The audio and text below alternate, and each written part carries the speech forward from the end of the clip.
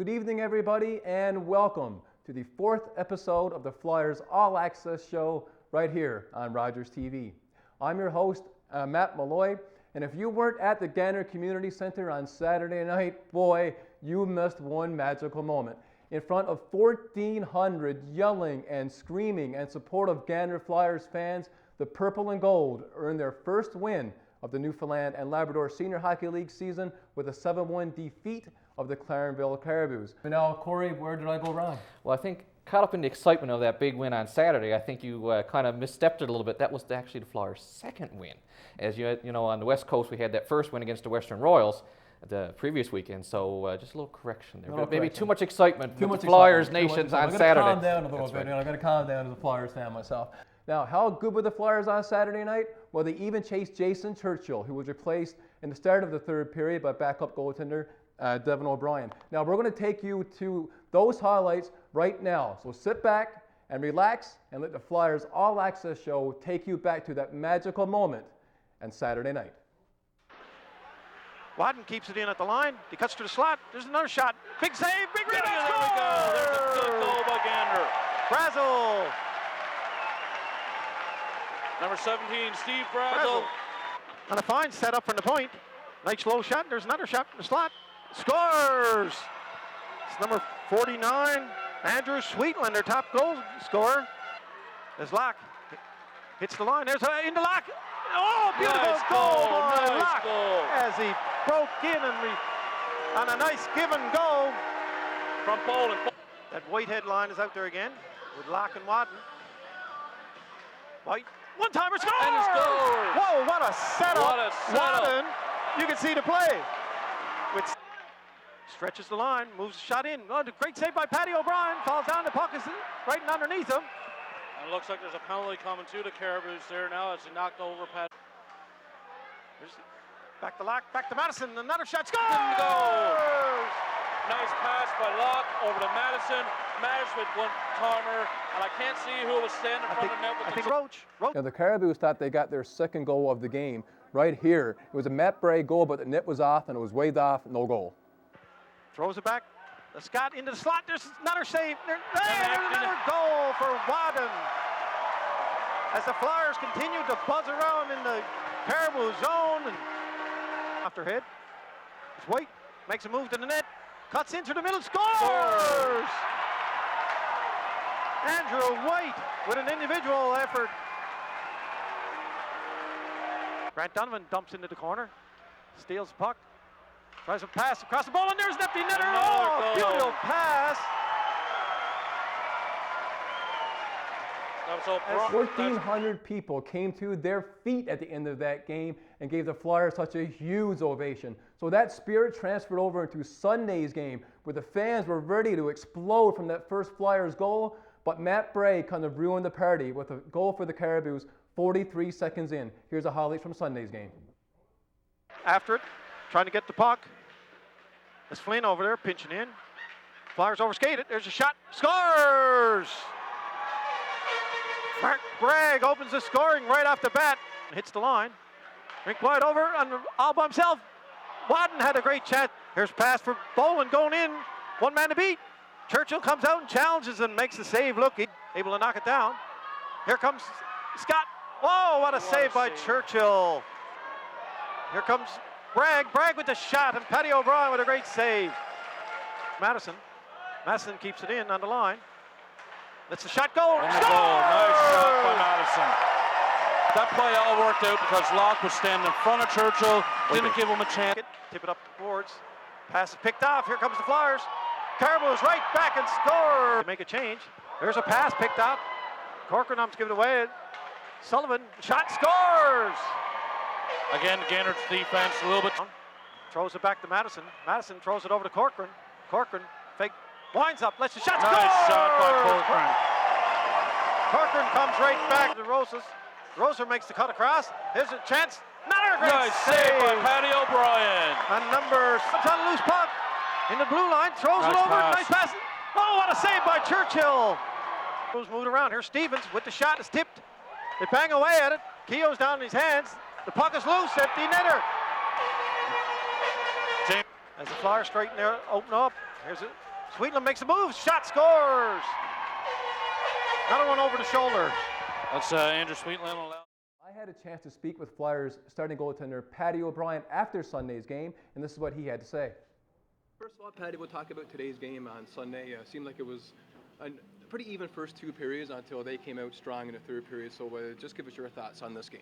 I thought we played a good first 40 minutes, but a team like Clarenville with a lot of firepower, you can't let up. You got to play a full 60, and we didn't do it tonight. And of course, last night, Saturday night, you boys got that first big home win. The fans here were electric. As soon as the game ended, you guys got a standing ovation. So just talk about last night's game and I guess what it meant as a Flyer to get that first win at home. It definitely felt long overdue, but it was great. We got the best fans in the league, and that last minute or so, you couldn't hear anything in the rink. The fans were just incredible. It's a great atmosphere to play in, and we love playing here every day. And of course, like I said before, with 30 seconds left, you guys got that big standing ovation. So as a goaltender, when you're just sitting back and you're just looking up around and you see about 1,400 people standing up, I mean, what's that like? Yeah, it makes you feel good, and from my vantage point, you get to take it all in, and it's definitely something special to be part of. And as a starting goaltender, Paddy, just tell me how long it takes for you to actually settle into the season, because it seems like you've been on top of your game the past 3 or 4 games. Yeah, I've felt pretty good so far, I must admit. It's a bit of a learning curve. Not used to playing so many games, coming from a backup role last season, but it feels good to be playing, and I feel comfortable. And also, too, on Twitter, just off camera, we were talking about Twitter. Seems like you've been getting a lot of love on Twitter. It seems like the Flyers are getting a lot of love on Twitter. So I guess that got to make you feel good, too, when you're finished the game and you go on Twitter and you see all of the support from the Gander fans. Yeah, it's definitely good. We got great fans who are definitely social media savvy, so it's pretty funny to go on there and see some of the comments that people are making. It was great. I was also talking to Brian Matheson for our last show, and he was talking about he likes following James Keogh. I'm a James Keogh fan when it comes to Twitter. How about you? Is there a Flyer fan or a Flyer that you like to read tweets from? I think I got to throw it out there to Ivany. Ivany is my favorite on Twitter for sure. He's got some real good zingers, and he's definitely one to follow.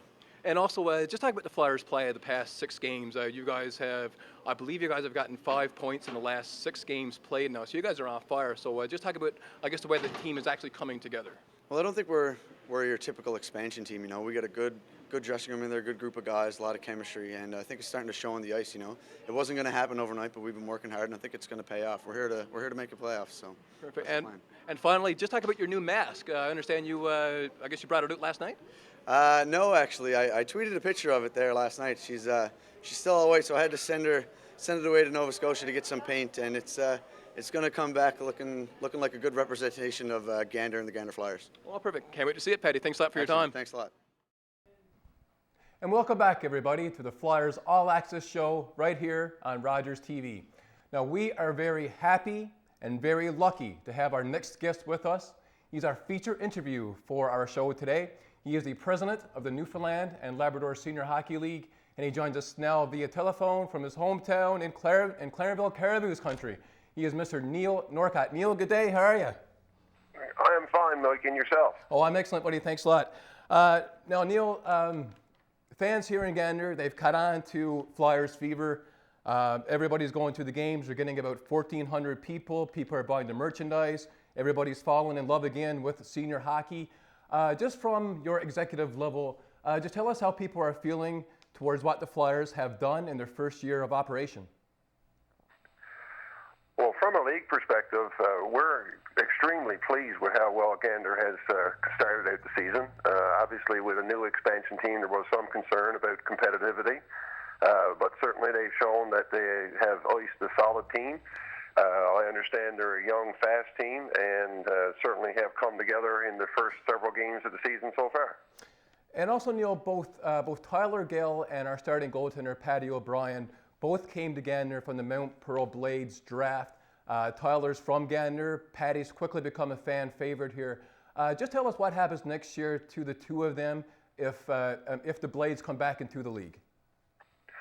Well, when the Blades weren't able to ice the team this year, one of the provisions that was put in place was that all players that played with Gander last year, or with Mount Pearl last year, would revert back to the rights of the Mount Pearl Blades at the beginning of next season if they are successful in being able to put a team back in our league.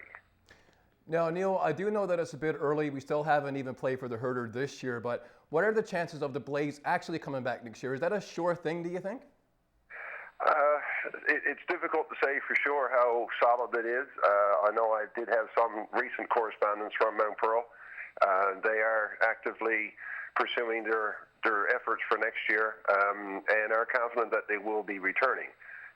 Obviously, time will tell, but from a league perspective, we would love to see a 6-team league, especially with a team on the furthest part of the eastern part of the province. So Mount Pearl coming back would be a very beneficial thing. And I guess, Neil, just recently there was a big trade was announced. The Seabees traded Tim Green and a draft pick to the Cataracts for goalie Mark Yetman and a draft pick. I'm curious to know, just tell us what happens after the two teams come to you and say, this is our trade proposal. Just tell us what happens after that. Once the trade is received by the league, there are two executive members that must approve the trade. So traditionally, so far, the president and vice president have looked at all trades that have come in and determined whether or not they were fair and equitable trades. Fortunately, so far this season, all the trades that have been proposed have been felt that they were fair trades, and all of them have been approved. Perfect. Neil, thanks a lot for your time today. He is Neil Norcott. He is the president of the NLSHL, and he joins us live from his home in Clarenville. Neil, thanks so much. Oh, no problem. You have a great day. You too, sir. Take care. Bye. There's some big news coming out of Seabees country. We all know about the trade they just made. They got Mark Gitman. The Flyers will be shooting against him this weekend. But there's other big news coming out of Seabee country. That's right, a lot of news. Like, there's never a dull moment in Newfoundland senior hockey. Never. And the Seabees now has been a lot of news. Last week, Corey Crocker, their head coach, announced he's going to be taking a leave of absence. So Ian Moores and Peter George taking over him for the next little while. And when that trade was announced, Mark Gitman going from the Cataracts to the Seabees for Tim Green, their other goalie that they had signed, Charles Levine, their import, they released Charles Levine and picked up import Chris Hewlett. Now, Chris was a big scorer for the Claremont Caribous last year and played in a couple of games with them this year. So he now will be joining the Seabees lineup. He's a big-time scorer, played with the Oshawa Generals, Ottawa 67s, was the second leading goal scorer for the Caribous last year, so he's going to be a very dynamic and impact player for what the Seabees are hoping they're getting. So kind of a retooling in Seabees. Like I say, Levine played very well for them, but now with the local goalie, freed up that import card, and Chris Hewlett will be coming into to the Seabees.